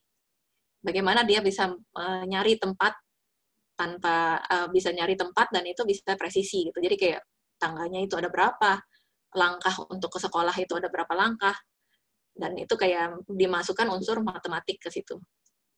Itu bagus banget. Kemudian ini ada satu lagi dari Mbak Evi Sylvia. Ini juga baru-baru ini diterbitkan oleh Room to Read. Dan ini bercerita mengenai antrean sembako di masa COVID. Penulisnya adalah Ha Giang Trin. Ini jadi tema yang sebenarnya kan ini bisa dilihat anak-anak sehari-hari sekarang untuk di daerah situ. Dan mungkin di tempat lain nggak tahu gitu dia. Tapi dengan membaca buku ini, anak-anak jadi merasakan bagaimana sih ngantri sembako, yang kemudian dia tuh sampai tadinya tidak ada harapan dapat sembakonya, akhirnya dibantu sama yang lain gitu. Kemudian satu lagi, ini yang paling aku suka adalah The Gift of the Ladybug. Jadi ini ditulis oleh Carol M. Amber, ilustratornya Evi Sylvia. Di sini unsur alegorinya sangat-sangat tepat sekali. Jadi cerita ini dituliskan oleh ibu yang kehilangan anaknya di usia yang belum sampai setahun kalau nggak salah. Dan itu dilambangkan nih, anaknya itu yang berumur pendek sebagai kepik, sementara orang tuanya itu yang berumur panjang sebagai kuda. Menurutku sih ini sangat-sangat tepat alegorinya, dan mengena sekali gitu ke pembaca. Jadi abis baca ini tuh yang semuanya pada mewek-mewek gitu. Nah, kalau misalnya kita ngomong sejauh ini kan buku-buku bertema sulit ini yang udah dikasih lihat itu lebih ke tema-tema yang sosial gitu. Jadi hubungan antara manusia, terus kemudian konsep-konsep sosial yang udah ada, yang mungkin di-establish oleh dewasa gitu ya. Tapi menurutku ada juga yang kayak misalnya ini juga bisa dimasukkan ke buku kategori yang bertema sulit, karena bagaimana menceritakan suatu kasus lingkungan ya, yang pohon-pohon ditebang ini ke anak-anak, menumbuhkan empati untuk, bukan empati juga ya, menumbuhkan keprihatinan kepada anak-anak untuk bisa menjaga lingkungannya. Dan ini salah satu contoh buku yang bagus. Jadi itu judulnya adalah Welesi, yang artinya adalah di dalam hutan. Buku ini aku beli waktu itu di mana ya? Di Polandia kalau nggak salah. Nah, itu menceritakan bagaimana lingkungan itu lama-lama pohonnya jadi hilang sama manusia gitu. Tapi diceritakannya dengan pop-up book. Nanti kalau misalnya udah selesai sharing, mungkin aku bisa kasih lihat bukunya. Dan itu disisipkan satu makhluk di sana yang ada terus dari awal hingga akhir, yang sampai kita mesti nyari-nyari di dalam hutan itu. Dan itu kan pasti asik banget untuk anak-anak gitu. Padahal membawa tema yang berat mengenai hutan, tapi anak-anak juga ikut diajak main di dalam buku itu. Nah, mungkin kalau misalnya aku bisa merangkumkan, dari semua buku-buku ini yang aku jadikan referensi, itu sangat penting banget nih aspek ini, show, don't tell. Jadi perlihatkan, tunjukkan, tapi bukan menginformasikan langsung. Nah, ini yang masih sangat sulit ya buat penulis Indonesia, bahkan ilustrator Indonesia pun masih harus banyak belajar mengenai ini. Karena mungkin ya, karena storytelling Indonesia itu belum begitu berkembang, Tapi anehnya tuh Indonesia itu kan lebih ke budaya bertutur. Harusnya sih bisa lebih berkembang, cuma entah kenapa itu sepertinya berhenti di buku anak gitu.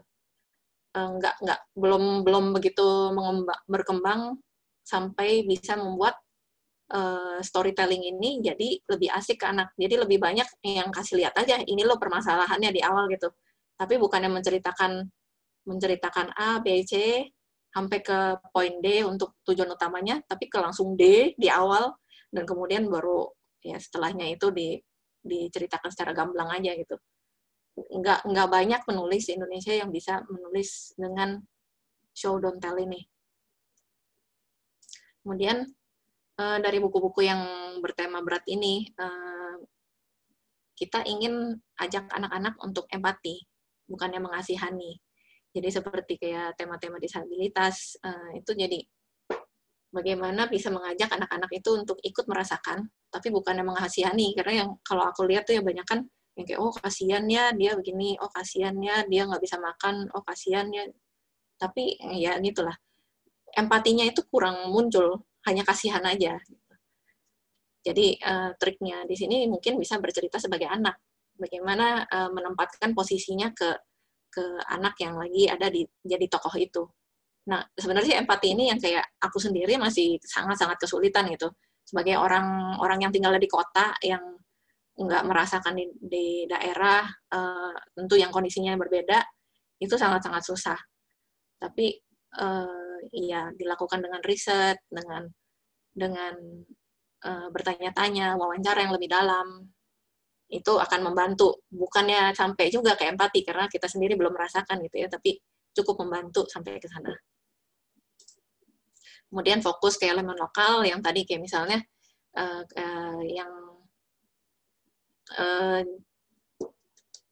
yang mana ya tadi? Oh, yang nari ini ya, nari K-pop gitu. Jadi bukannya mengenai Down syndrome-nya yang difokuskan, bagaimana dia waktu kecil itu disuntik berapa jarum, kemudian darahnya diambil untuk ngetes. Tapi lebih ke dia tuh suka K-pop.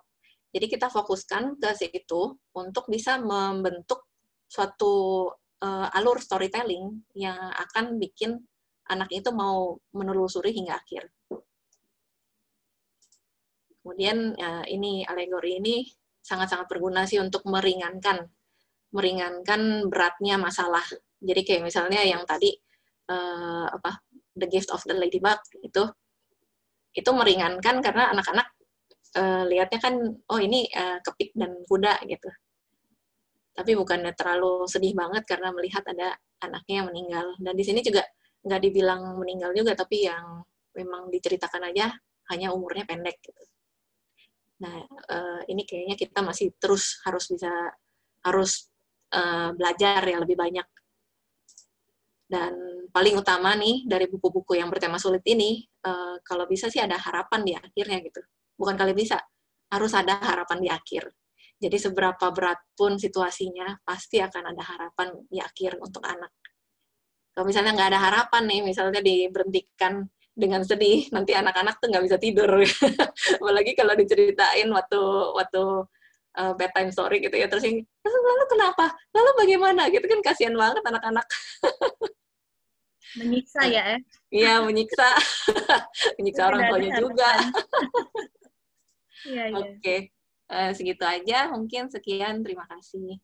Terima kasih banyak, Evelyn. Baik, teman-teman, kita sudah hampir 90 menit sebetulnya ya, sudah berbincang-bincang, dan tadi Evelyn sebagai penutup sudah meluaskan lagi cakrawala kita, melihat begitu banyak buku-buku yang bisa jadikan referensi, dan ternyata dari buku-buku itu, meskipun mengusung tema yang sulit, yang berat, tapi bisa disajikan dari sudut pandang yang lain, dan saya kira itu sudut pandang anak ya. Tadi Evelyn menyebutkan ada harapan. Biasanya orang dewasa yang suka mudah putus asa gitu ya, setelah melalui perjalanan panjang. Iya. Anak-anak yang suka punya harapan, seperti tadi juga yang disampaikan oleh Naya, tidak ada yang sulit gitu ya untuk anak ternyata. Mereka kadang-kadang bisa menangkap sesuatu dengan cara yang berbeda. Terima kasih sekali lagi untuk para pembicara. Mungkin bisa minum dulu, silahkan. Saya kira kita masih punya waktu sekitar 20 menit untuk berdiskusi. Sudah ada 2 pertanyaan di kolom chat.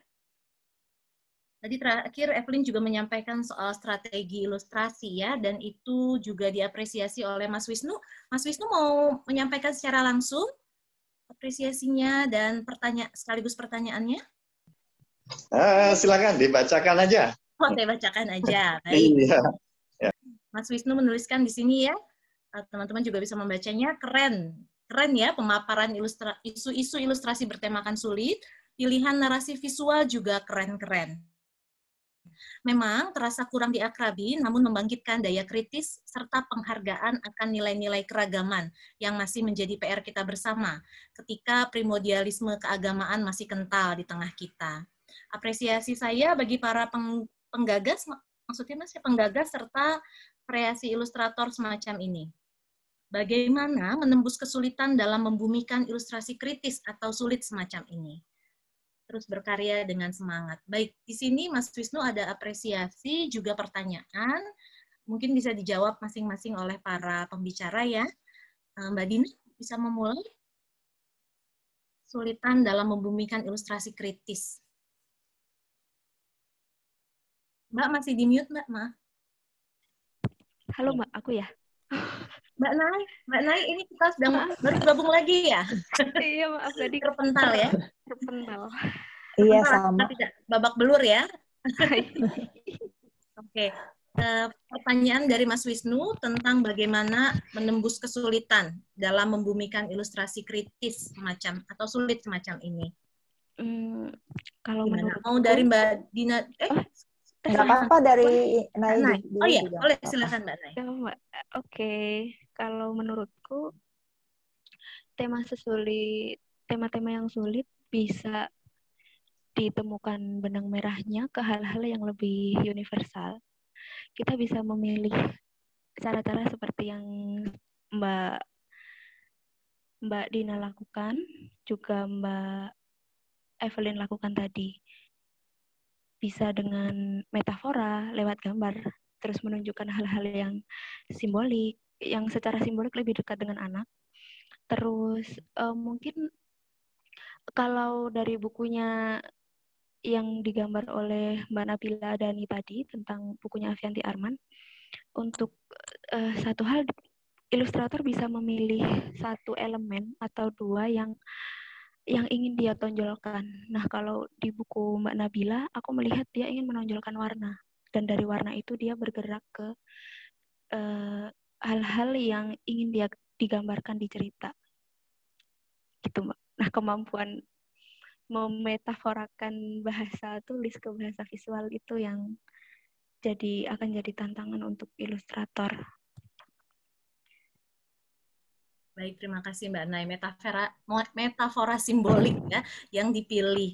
Baik, itu bisa mudah menjadi salah satu strategi untuk bisa menjelaskan sesuatu yang sulit dengan ilustrasi. Begitu kira-kira ya, Mbak Nai. Mbak Dina dan Evelyn mungkin mau menambahkan? Evelyn dulu. Mbak Dina dulu. Udah sempat minum belum? Kayaknya masih ngos-ngosan Evelyn ya. Tapi silakan kalau mau menambahkan. Ya oke deh, aku dulu ya. Aku sebenarnya mau nanya balik nih, karena kan pertanyaannya adalah menembus kesulitan dalam membumikan ilustrasi kritis ya. Apakah kesulitan-kesulitan ini mengawang sehingga harus dibumikan? Atau ini maksudnya untuk menyesuaikan dengan target pembaca gitu kali ya? Ya, bagaimana Mas Wisnu? Sepertinya begitu ya, kalau ada kata membumi berarti sebelumnya mengawang-awang ya, sehingga harus dibumikan. Iya. Bagaimana, silahkan Mas Wisnu? Iya, challenging sekali ya, ilustrasi-ilustrasi semacam ini ya. Keren loh, secara visual itu tersampaikan, narasinya juga keren. Gimana ya, saya susah membayangkan ya. Gimana bisa menciptakan simplicity itu, kerumitan itu ditampilkan dalam simplicity yang orang bisa bisa menangkap gitu ya. Itu keren tuh, menurut saya keren. Terutama karena pembaca utamanya anak-anak gitu ya Mas Wisnu ya. Bagaimana itu bisa dilakukan? Iya, betul. Terus yang kedua tuh bagaimana ya strategi pasarnya supaya bisa tersampaikan itu di kalangan luas gitu ya. Baik, ini pertanyaannya jadi beranak ya Mas Wisnu. Dari bagaimana, betul. Tapi itu memang penting. Saya juga tertarik karena tadi seperti buku-buku yang ditunjukkan oleh teman-teman ya, mungkin tidak semua dari kita tahu. Saya lihat ada beberapa nama familiar di sini, para penulis, juga ilustrator begitu ya. Kadang-kadang ketakutannya adalah buku itu tidak bisa diterima nanti gitu ya, terlalu sulit. Nah itu teman-teman ilustrator sendiri bagaimana cara ya strateginya ya bernegosiasi tentang ini? Apakah ada diskusi dengan penulis atau seperti apa? Mbak Dina silakan. Aduh, saya pendiam karena pengalamannya paling sedikit. Tidak apa-apa Mbak Dina, saling melengkapi. Yang pernah Mbak Dina lakukan, Mbak Dina kan dari 2 buku yang Mbak Dina ilustrasikan itu, yang pertama ditulis oleh Bu Sofi, yang disebut oleh setiap ilustrator ya, sampaikan pada Bu Sofi ini. Sayang beliau tidak ikut ya. Dan yang satu lagi yang Mbak Dina buat sendiri. Lebih menantang yang mana? Saya kira dua-duanya itu berangkat dari pengalaman pribadi. Mbak Dina punya pengalaman pribadi tentang hal itu ya. Mungkin kalau kesulitannya. Kalau yang pertama sih saya merasa lancar-lancar aja karena Mbak Sofi itu sudah punya visi gitu. Dan saya sendiri punya pengalaman kebetulan dengan si temanya si Mbak Sofi ini. Jadi langsung ingatan saya tuh ke suasana kebun sawit dan si anak dalam tadi. Mungkin challenge-nya adalah waktu itu kalau buat saya ini cerita sedih banget gitu, walaupun dia nggak langsung gamblang. Dan endingnya itu sebenarnya sangat nggak biasa untuk buku anak-anak Indonesia. Karena endingnya tuh yaitu gantung gitu, tragis, tapi membawa kebahagiaan kepada si bujang ini. Tapi waktu itu karena si Litera Foundation itu sangat memberikan kebebasan dan bahkan ngasih referensinya buku-buku yang memang suram gitu dari luar, ya udah saya bebas aja berkreasi. Kebetulan buku itu saya kasih, waktu itu kan saya bekerja di sebuah yayasan literasi dan di situ ada kelompok belajarnya. Jadi saya dengar cerita dari guru yang membacakan di anak-anak di kelompok belajar itu, endingnya itu emang benar-benar membuat bingung anak-anak gitu. Tapi ya nggak apa-apa karena itu jadi dibuka ke forum, maksudnya anak bebas menerjemahkan endingnya sesuai dengan pemikiran masing-masing gitu loh. Dan buat saya itu yang masih kurang di banyak buku-buku anak Indonesia. Jadi endingnya seperti harus si penulis berpikir endingnya harus begini gitu. Semua orang harus mengambil kesimpulan yang sama. Sementara si bukunya Mbak Sofi ini menurut saya bagusnya adalah ya anak nggak langsung dikasih tahu endingnya itu sebenarnya seperti apa sih, mereka sendiri gitu yang bisa membuka ruang interpretasi anak terhadap ending cerita tersebut. Ya. Sementara kalau yang satu lagi, jujur ya sebenarnya saya agak khawatir ketika membuat buku itu. Karena di situ ada buaya bercadar. Ada buaya bercadar dan berinteraksi dengan suatu tokoh yang punk tapi feminin gitu loh. Suatu yang dia pria yang feminin dan berinteraksi. Saya sebenarnya sejujurnya saya waktu itu ya udah saya nggak mikirin ini nanti reaksinya gimana, saya buat aja karena buat saya isu yang di situ buat saya itu sangat penting gitu, bahwa dua orang mungkin mereka saling tidak menyetujui gaya hidup masing-masing atau tidak menyetujui pandangan hidup atau ideologi masing-masing, tapi mereka masih bisa saling menghargai dan berteman walaupun nggak saling menyetujui gitu loh. Ya, dan itu yang harusnya memang terjadi ya Mbak Dina. Iya. Ya menurut saya sih karena dua tokoh paling tidak menurut tokoh, kita ya. Karena kan kita suka punya stereotip sendiri gitu loh terhadap orang-orang yang kita anggap sangat berbeda dengan masyarakat umum yang ada, maksudnya dengan mayoritas. Gitu. Iya. Kita udah punya persepsi sendiri. Ya, seperti beda standarnya gitu ya, seperti Iya. itu yang aneh sendiri